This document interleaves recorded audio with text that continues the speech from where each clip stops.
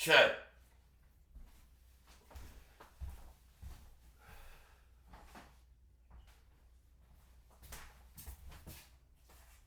Oh, hello there. How's everybody doing? I didn't know you guys were coming by tonight. But happy 2023. It's you know, new year, new me. And I was having a conversation with a friend of mine a little while ago on the phone. He's a businessman. And the conversation dived down into like golf, essentially. And I fucking love golf. Like, it's one of my favorite games. I don't look like I play golf. I understand that I look like I'm about to ask you for a sandwich, some change, a ride. But no, I'm not going to do those things right now. I might in the future. Who knows? But essentially, we got to the point where we were talking about golf being a good. We started talking about bullshit and like the art of sales and all that crap, which I absolutely loathe. And I've tried to avoid that my whole life because I feel like any kind of I don't like manipulation. I would rather be forward and just let it be what it is, blah blah blah blah blah. So, my life is like a bad version. It's basically the Dave Chappelle skit from Chappelle Show. What was it? When keeping it real goes wrong. That's what my life has been, really. Like, I don't like to bullshit, but playing music, I got to be playing music. Most people that play music are full of shit. Like, I've come to realize that. I don't, not all of them, but most of them. And it's this weird thing with music where, by the way, this is about golf and we'll get back to that, but daddy fucking, ADD king over here. But with music, it's like, it's a weird thing because you start out with this desire to like speak your own authentic self into the universe, which is a lot of hippie shit there. Sorry. But you kind of want to manifest your own truth. And with music, you can do that and kind of put it out into the world. And it's really, really fucking awesome. It's the best thing about music, in my opinion. But it's weird that you do that. And then whenever that starts to work, then you get, especially if you're independent, you get involved, or even if you're not, actually, you get involved in this weird chess game of like, I gotta fucking do social media, I gotta do this, I gotta do a podcast, it's just this fucked up thing, right? And you lose that, it's hard to strike a balance between the authenticity of your music and yourself, and then also be an intelligent business person. It's a nightmare. Don't play music, it's fucking worthless. And so, where the hell was that? We were talking about just bullshit. And that's what I was doing. Okay. So that's how I know about bullshit. I mean, I've seen it through other business shit, jobs, yada, yada, yada. But like, the closest I've ever been to bullshit was probably music. There's just so much of it. It's fucking disgusting and it's why I don't really fuck with it anymore. Well, there's other reasons, but, so John and I were talking about, business and bullshit and sales and all this stuff. And I said, well, I think golf is like the best game ever for a business meeting. And he said he agreed. And I was like, all right, well, why? And he said, because you can talk the whole time, which I would say is probably a pretty large part of why I think golf is such a great game for business, because you can literally talk the whole time. You hit the ball. I mean, you gotta shut up when people are hitting, or you'll get stabbed with probably like a key fob for a BMW. I don't know. Most people aren't packing, but what I think is, yeah, you get to talk the whole time, and I countered with, well, yeah, but the best part of it is that golf is like a roller coaster of emotion, especially if you know how to play. It becomes this thing where it's like, it's crazy. It's like an addiction. You play good once, and then you're like, oh, I want that high again. You're chasing the dragon. Golf is chasing the dragon. And so when you're playing golf with someone, especially someone that you're thinking about doing business with, it's kind of like a cheat sheet for how they operate, you know? Because they're going to deal, when you're playing golf, I don't give a fuck if you're Tiger Woods, you're going to deal with happiness, success, sadness, disappointment, failure. You're going to loathe yourself at some point during the, let's say you're playing a round 18 holes, which takes like, if you're driving carts, you could probably bang it out in 3 hours maybe, but 3.5 hours, let's say. So you're with these people that you're thinking about doing business with for 3.5 hours, and I really genuinely think that when you're doing that, you can get an idea for what kind of person they are because they're having to deal with the roller coaster of emotion that is the game of golf. Which, what else is a roller coaster of emotion? Everything. Life, business, family, like it doesn't matter what it is, it's all a roller coaster of emotion. So you get to watch a person deal with that, and you can see if they get angry.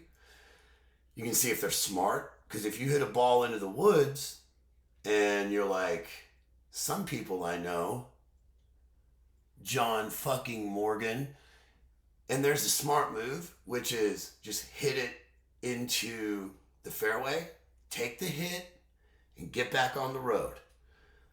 Or you can be over here in the trees and be like, well, there's a 4.5-inch gap between those two cypress trees. I think I'll try to hit it through there.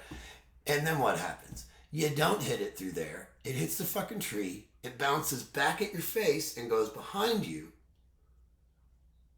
And you're fucked.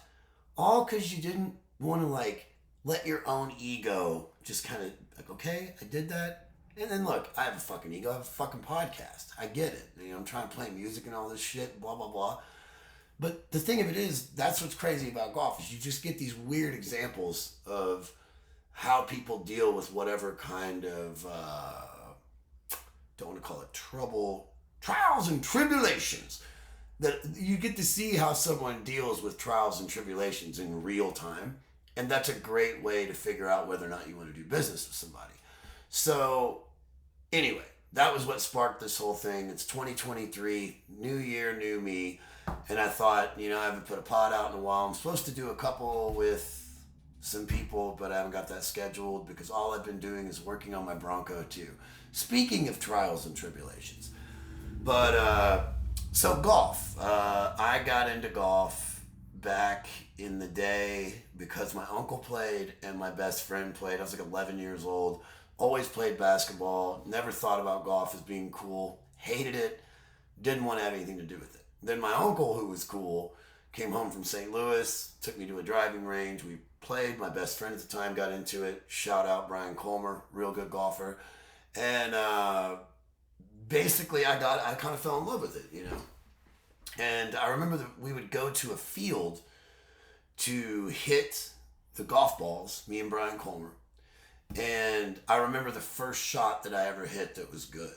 Like they call it pure in golf. It's like the thing's here and you hit it. It's like dead center. The ball flies straight.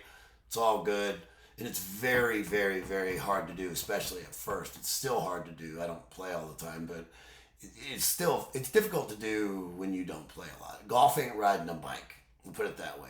You take time off, you're fucked. It's a very precise thing. And first shot I ever hit was a Pro Staff 5-wood. Beat it for, 12-year-old. Probably didn't hit it that far.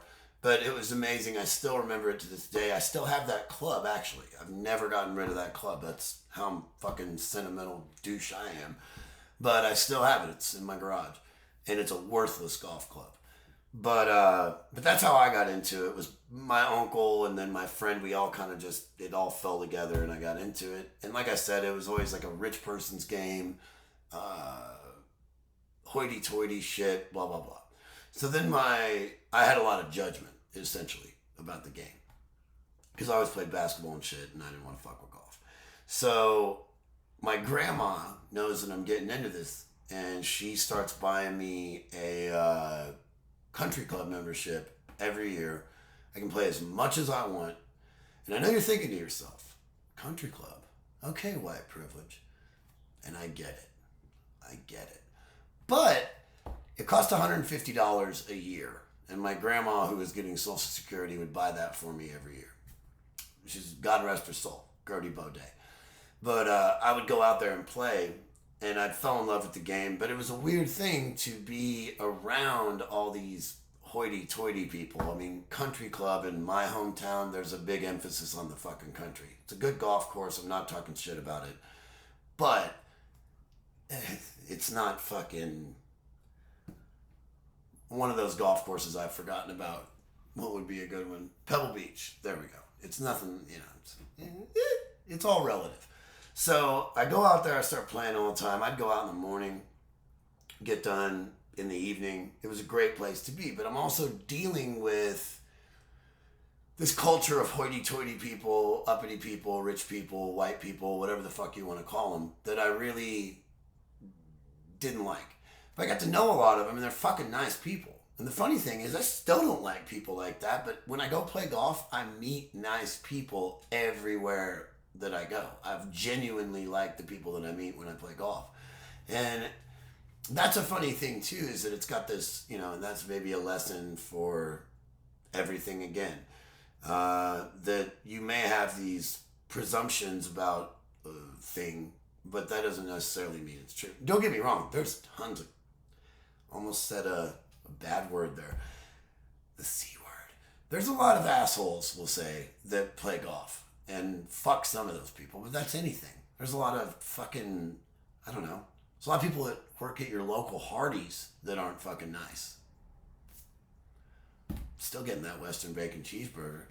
But, yeah, so it's this weird thing with, I just wanted to talk about golf for like 10 minutes.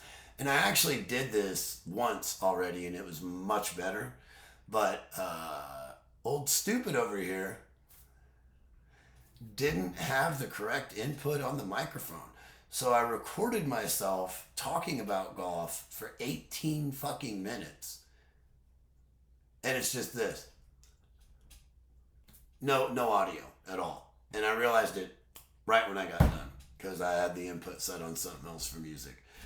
But yeah, I don't know. If you've never played golf, I highly recommend when the weather breaks and it's not shitty and winter outside, that you go do it. It's an experience for sure. Definitely an experience.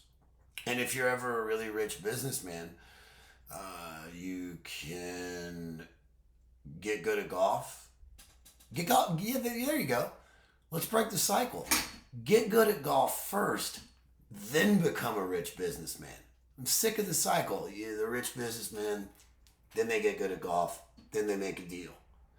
Let's not do that. Let's synergy, diversity, onward.